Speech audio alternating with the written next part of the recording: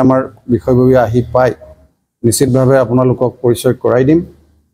তো আজি সংবাদমেলত আপোনালোক আহি উপস্থিত হোৱাৰ কাৰণে মই জিলা সমিতিৰ তৰফৰ পৰা আপোনালোকক হিয়াভৰা কৃতজ্ঞতা জনাইছোঁ, ধন্যবাদ জনাইছোঁ। আশা ৰাখিছোঁ আগন্তুক দিনতো সংবাদ জগতৰ লগত জড়িত শিৱসাগৰৰ বিশিষ্ট সাংবাদিকসকলে আমাক সকলো দিশৰ পৰা সহায় সহযোগিতা পৰামৰ্শ প্ৰদান কৰি ভাৰতীয় জনতা পাৰ্টিৰ সাংগঠনিক দিশ শক্তিশালী কৰাত আপোনালোকে সদায় মাৰ্গদৰ্শক ৰূপে আমাক দিগদৰ্শন কৰিব, এই আশা আপোনালোকৰ পৰা ৰাখিলোঁ। তো আজি সংবাদমেলৰ আৰম্ভণিতেই মই অসমৰ মাননীয় মুখ্যমন্ত্ৰী ডক্টৰ হিমন্ত বিশ্ব শৰ্মা ডাঙৰীয়াক ধন্যবাদ আৰু কৃতজ্ঞতা জনাইছোঁ যে এগৰাকী মহিলা বিত্তমন্ত্ৰী যিগৰাকীয়ে একেৰাহে পঞ্চমবাৰৰ বাবে অসম বিধানসভাত বাজেট দাখিল কৰাৰ সৌভাগ্য হৈছে, দায়িত্ব দিছে।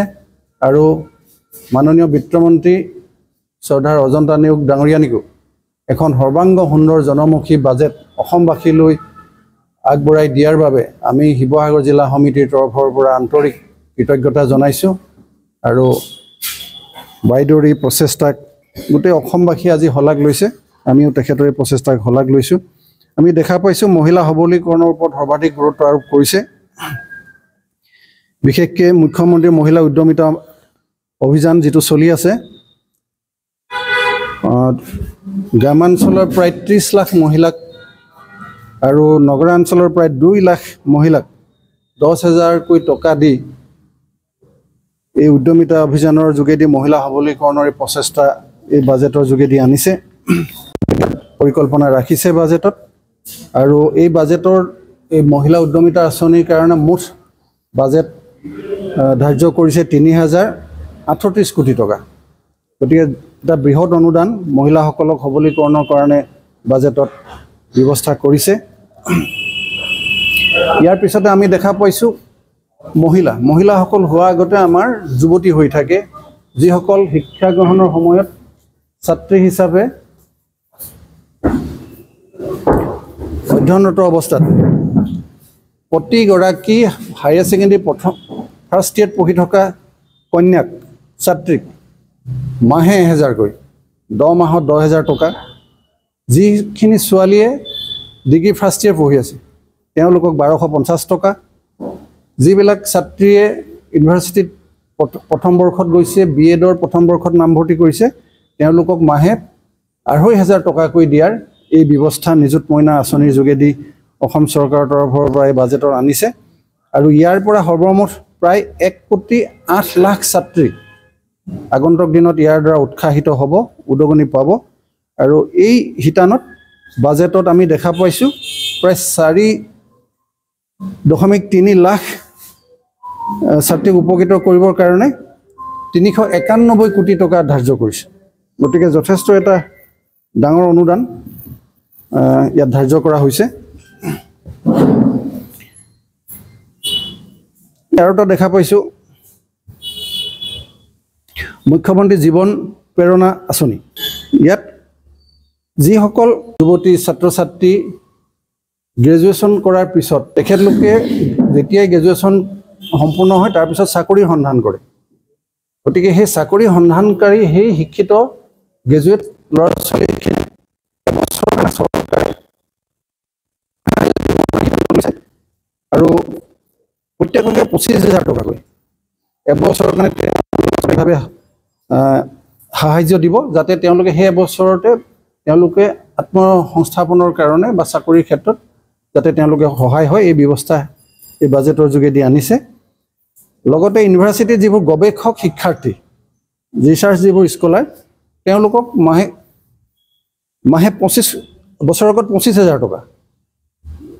তেখেতলোককো সেই গৱেষক ছাত্ৰ ছাত্ৰীসকলক 25,000 টকাকৈ চৰকাৰৰ ফালৰ পৰা দিবলৈ সিদ্ধান্ত লৈছে। আৰু যিখিনি আৰ্থিকভাৱে সক্ষম, সেই আৰ্থিকভাৱে সক্ষম ছাত্ৰ ছাত্ৰীসকলৰ কথাও চিন্তা কৰি এই বাজেটত বছৰেকত 50,000 টকা তেওঁলোকক সহায় কৰিবৰ কাৰণে প্ৰভিজন ৰাখিছে।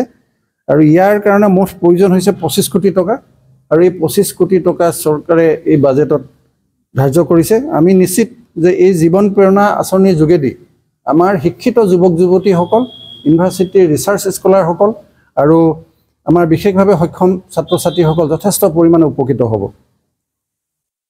পৰৱৰ্তী পৰ্যায়ত আমি আৰু দেখিছোঁ CM আত্মনিৰ্ভৰ অসম আঁচনি। CM মুখ্যমন্ত্ৰী আত্মনিৰ্ভৰ অসম আঁচনিৰ যোগেদি আমাৰ 2 লাখ টকাকৈ নিবনুৱা যুৱক যুৱতীক দি সহায় কৰাৰ ব্যৱস্থা কৰিছে আৰু যিসকলে বৃত্তিগত ডিগ্ৰী যিসকল যুৱক যুৱতীয়ে লৈছে তেখেতলোকক 5 লাখ টকালৈকে দিয়াৰ প্ৰভিজন ৰাখিছে। 5 লাখ আৰু এই টোটেল যি ধনৰাশি হ'ব তাৰ 4% বিশেষভাৱে সক্ষম যুৱক যুৱতীৰ কাৰণে সংৰক্ষিত কৰি ৰাখিছে আৰু সৰ্বমুঠ বাজেট প্ৰভিজন হৈছে 773 কোটি টকা। গতিকে এটা বৃহৎ ধনৰাশি এই যুৱক যুৱতীসকলক সহায় কৰিবৰ কাৰণে অনুদান হিচাপে বাজেটত আনিছে। আৰু আমি এটা কথা দেখিছিলোঁ যে আমাৰ চৰকাৰ দ্বিতীয়বাৰ অসমত বিজেপি চৰকাৰ গঠন হোৱাৰ লগে লগেই নিৰ্বাচনৰ সময়ত আমাৰ ঘোষণা কৰা হৈছিল যে 1 লাখ যুৱক যুৱতীক নিবনুৱা যুৱক যুৱতীক চাকৰি দিয়া হ'ব, সংস্থাপন দিয়া হ'ব। ইয়াৰ উপৰি আমি দেখিছোঁ খাদ্য সুৰক্ষাৰ ক্ষেত্ৰত নেশ্যনেল ফুড ছিকিউৰিটি এক্ট 2013 অধিনিয়ম অনুসৰি আমাৰ 84% গ্ৰামীণ আৰু 60% আৰবানৰ যিসকল হিতাধিকাৰী তেখেতলোকক সহায় কৰিবৰ কাৰণে প্ৰতি কিলো মচুৰ দাইলত 25 টকাকৈ ৰাজসাহাৰ্য, প্ৰতি কিলো চেনিত 20 টকাকৈ ৰাজসাহাৰ্য আৰু প্ৰতি কিলো নিমখত 10 টকাকৈ ৰাইজ সাহাৰ্য দিবৰ কাৰণে ব্যৱস্থা কৰিছে। আৰু এই সাহাৰ্য সমগ্ৰ অসমতে দিওঁতে যথেষ্টখিনি ধনৰাশিৰ প্ৰয়োজন হ'ব আৰু বাজেটত 370 কোটি টকা ইয়াৰ কাৰণে ধাৰ্য কৰা হৈছে। এতিয়া আৰু এটা আমি দেখিছোঁ 200 বছৰীয়া যিটো আমাৰ অসমৰ চাহ উদ্যোগ, এই চাহ উদ্যোগত অসমৰ চাহ শ্ৰমিকসকলৰ সংখ্যা প্ৰায় 6.8 লাখ, প্ৰায় 6.8 লাখ শ্ৰমিকে চাহ বাগানবিলাকত কৰ্মৰত হৈ আছে আৰু আমাৰ চৰকাৰৰ তৰফৰ পৰা তেখেতলোকক এককালীন সাহাৰ্য হিচাপে এই 6.8 লাখ শ্ৰমিকক 5,000 টকাকৈ আৰ্থিক অনুদান, এককালীন আৰ্থিক অনুদান দিয়াৰ কাৰণে ব্যৱস্থা কৰিছে আৰু ইয়াৰ কাৰণে পুঁজি ধাৰ্য কৰা হৈছে 342 কোটি টকা। মহিলাসকলক আগবঢ়াই নিয়া, মহিলা সবলীকৰণ কৰাটোৱেই মূল লক্ষ্য। এই উপযুক্ত মহিলাসকলে চৰকাৰী আঁচনি যাতে সঠিকভাৱে পায়, উপকৃত হয়, মহিলাসকলক যাতে আমি আগবঢ়াই নিব পাৰোঁ, সেইটোহে আচল মূল লক্ষ্য। ইয়াত এই অভিযোগ প্ৰতি অভিযোগ তেনেকুৱা কথা নহয়। শিৱসাগৰ জিলাতো আমাৰ শিৱসাগৰ যিজন বিধায়ক আছে তেখেতৰ দলৰো বহু অভিযোগ আমি পাইছোঁ, কিন্তু এই ৰাজনীতিৰ এই যিটো স্তৰ, সেই স্তৰটোৰ পৰা আমি ঊৰ্ধত গৈ যদি প্ৰকৃত মহিলা সবলীকৰণৰ কথা চিন্তা কৰোঁ তেতিয়াহ'লে এই বিষয়বিলাক নিশ্চিতভাৱে আগন্তুক দিনত নাহিব আৰু উপযুক্ত আমাৰ আই মাতৃসকল নিশ্চিতভাৱে উপকৃত হ'ব।